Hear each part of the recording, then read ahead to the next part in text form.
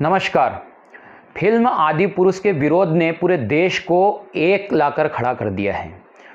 जो राजनीतिक मतभेद थे, धार्मिक मतभेद थे, यहाँ तक कि नास्तिक लोगों को भी एक मत में लाकर खड़ा कर दिया है। जो कभी भगवान श्री राम जी के होने पर प्रश्न चिन्ह लगाते थे, वो लोग भी आज कह रहे हैं कि फिल्म आदि पुरुष में गलत दिखाया गया है, रामायण जी को लेकर गलत दिखाया गया है। कुल मिलाकर पूरा देश एक मत है कि फिल्म आदि पुरुष में जो दिखाया है वो गलत है, कोई भी स्वीकार करने को तैयार नहीं है। लेकिन आज मैं बात करना चाहूँगा मनोज मुंतशिर, जिनका सबसे ज़्यादा विरोध हो रहा है इस समय। मेकर्स को तो सब भूल गए हैं, जो लेखक हैं उनको पकड़ लिया है, क्योंकि जो फिल्म के डायलॉग हैं वो विख्यात हिंदी लेखक हमारे मनोज मुंतशिर ने लिखे हैं। मैं भी उनका बहुत बड़ा फ़ैन हूँ, क्योंकि जिस तरीके से वो बोलते हैं, जिस अंदाज में हमारे महापुरुषों के बारे में, हमारी संस्कृति, सभ्यता, रामायण और महाभारत को लेकर वो जिस अंदाज में बोलते हैं, जिस उत्कृष्ट शैली का उपयोग करते हैं, वो बहुत ही तारीफ़ काबिल है। लेकिन मुझे भी आश्चर्य होता है कि क्या जो फिल्म के डायलॉग है वो मनोज मुंतशिर ने लिखे हैं, और मेरी तरह कई ऐसे लोग हैं जिन्हें ये आश्चर्य हो रहा है और होगा भी, क्योंकि अभी मैं आगे आपको बताऊंगा कि किस तरीके के डायलॉग उन्होंने मूवियों में दिए हैं, किस तरीके से उनके डायलॉग लोगों के दिलों पर राज करते हैं। तो उनसे हम कभी भी अपेक्षा नहीं कर सकते कि वो ऐसे डायलॉग भी कभी लिख सकते हैं। वो पब्लिक की नब्ज़ को अच्छे से समझते हैं, युवाओं की नब्ज़ को अच्छे से समझते हैं, भारतीय परंपरा को अच्छे से समझते हैं, शब्दों की गहराई को, शब्दों की मर्यादा को अच्छे से जानते हैं। उन्हें भी पता होगा कि फिल्म पठान में दीपिका पादुकोण ने भगवा कलर की बिकनी पहनी थी तो किस तरीके से पूरा देश एकमत हो गया था, क्योंकि भगवा जो है हमारी सनातन परंपरा का प्रतीक है, ऋषि मुनियों की परंपरा का प्रतीक है। तो कैसे उस चीज़ को हम स्वीकार कर सकते हैं? जब वो कलर हमने स्वीकार नहीं किया तो कैसे हम ये डायलॉग स्वीकार कर लेंगे कि कपड़ा भी तेरे बाप का, तेल भी तेरे बाप का और जलेगी भी तेरे बाप की। हनुमान जी ये डायलॉग बोल रहे हैं इस मूवी में।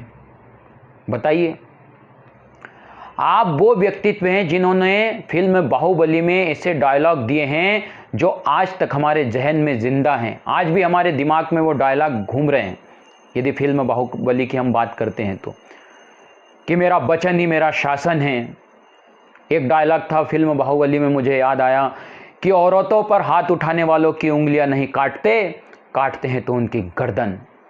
एक और उनका डायलॉग मुझे याद आ रहा है, वो डायलॉग था, आपने लिखा था कि प्राण देने वाले भगवान हैं, प्राणों की रक्षा करने वाले वैद्य होते हैं, और जो प्राणों को बचाए वो क्षत्रिय होता है।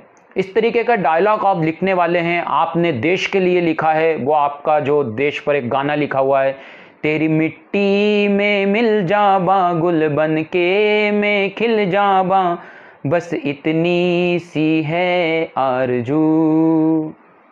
अब इस तरीके के शब्द लिखने वाले व्यक्तित्व हैं, हिंदी फिल्म जगत के इस समय सबसे बड़े लेखक हैं आप। आपको सुनने के लिए लाखों लोग इकट्ठा होते हैं, आप कैसे ये गलती कर सकते हैं? उसके बाद आप इंटरव्यू में और बड़ी गलती कर रहे हैं, आप अपनी फजीयत और कराते जा रहे हैं, आपका जो मान सम्मान है उसे और कम करते जा रहे हैं।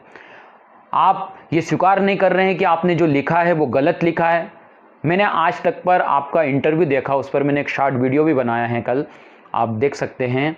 आप आज तक पर बोल रहे हैं कि मैं एक चीज़ क्लियर कर दूं कि हमने रामायण नहीं बनाई है, हमने आदि पुरुष बनाई है। हमको रामायण बनाना होता तो हम तो फिल्म का नाम भी रामायण रखते, केवल रामायण से प्रेरित होकर हमने आदि पुरुष बनाई है। अरे मनोज जी, जब आप खुद बोल रहे हैं कि आपने रामायण से प्रेरित होकर आदि पुरुष बनाई है, तो मुझे बताइए रामायण में कहाँ ऐसे डायलॉग का उपयोग हुआ है? फिर आप बोलते हैं कि युवाओं को आकर्षित करने के लिए इस तरीके की डायलॉग बाजी उपयोग हुई है। मैंने लिखे हैं, जानबूझकर लिखे कि लोग समझ पाएँ। जब आपके बाहुबली के डायलॉग लोग समझ सकते हैं, जो आपके देश के ऊपर डायलॉग लिखे हुए हैं वो लोग समझ सकते हैं, तो क्या ये नहीं समझेंगे कि आप क्या लिख रहे हैं? ये कहीं ना कहीं आप बहुत बड़े षड्यंत्र का शिकार हो गए हैं, और आपसे अनजाने में या जानबूझकर, वो तो आप खुद जाने, लेकिन आपसे बहुत बड़ी गलती हो गई है। आपको माफ़ी मांगना चाहिए। आप एक इंटरव्यू में मैंने सुना कि आप बोल रहे हैं कि मैं गांव का रहने वाला हूं। मैंने पुराने लोगों को भी सुना है, दादी नानियों को सुना है कि वो भी कहानियां सुनाते थे तो इस तरीके के शब्दों का उपयोग करते थे। क्या बात कर रहे हैं आप? और आप कह रहे हो कि आज के लोग, ये युवा वर्ग समझ नहीं पाएगा, इसलिए आपने ऐसे डायलॉग लिखे हैं।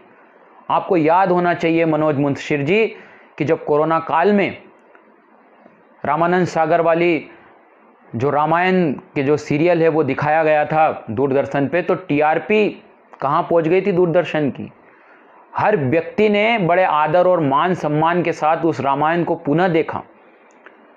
मुझसे ज़्यादा तो आपको ही पता होगा कि किस तरीके से जो राम जी का किरदार निभाया है रामानंद सागर जी ने, जो रामायण बनाई है उसमें उनका व्यक्तित्व, उनका कहना है अरुण जी का कि मैंने हमेशा मर्यादित भाषा का उपयोग किया है जीवन भर, क्योंकि लोग मुझ में राम देखते हैं। मैं कहीं एयरपोर्ट पर जाता हूं तो लोग मेरे पैर छूने लगते हैं। इस तरीके का उन्होंने किरदार निभाया है। और अभी कोरोना काल कोई ज़्यादा पुरानी बात नहीं हुई है। हमने देखा कि किस तरीके से रामानंद सागर जी वाली रामायण को लोगों ने दिलचस्पी से सुना है और जो दूरदर्शन है उसकी टीआरपी कहाँ पहुँच गई थी। फिर आप कैसे बोल सकते हो कि आज की युवा पीढ़ी वो डायलॉग नहीं समझ सकती। ये केवल आपके जो बचकाने डायलॉग हैं उससे बचने के लिए आप इस तरीके की बातें कर रहे हैं। ये बिल्कुल भी आपको शोभा नहीं देता है। मैं भी आपका बहुत बड़ा फैन हूँ, इसलिए मुझे भी दुख हुआ है कि मनोज मुंतशिर कैसे हमारी हिंदू भावना के साथ में सनातन संस्कृति और सभ्यता के बारे में इस तरीके से खिलवाड़ कर सकते हैं। फिल्म में डायलॉग को छोड़िए तो हम देख सकते हैं कि हनुमान जी प्रणाम करने की जगह मुट्ठी ठोक रहे हैं। सीता जी का हरण होता है तो ऐसे बाल बिखरे हुए हैं, ऐसे उल्टे होकर हरण हो रहा है। कुल मिलाकर ऐसी बहुत सारी कमियां हैं मूवी में। कहीं ना कहीं इससे जो मूल स्वभाव है रामायण का, केवल बच्चों को क्या हम यही सिखाएंगे कि राम जी ने केवल रावण से युद्ध किया और सीता को छुड़ा कर ले आए। राम जी के जीवन से जो सीखने की चीज़ है वो जो रामानंद सागर जी ने जो अपनी रामायण में दिखाया कि किस तरीके का व्यक्तित्व राम जी का था, किस तरीके की भाषा का उपयोग करते थे, किस तरीके से कठिन परिस्थितियों में भी वो धैर्य धारण किए हुए हैं। जो राम जी से हमें रामायण से सीखने को जो मिलता है वो तो आपने कुछ नहीं दिखाया।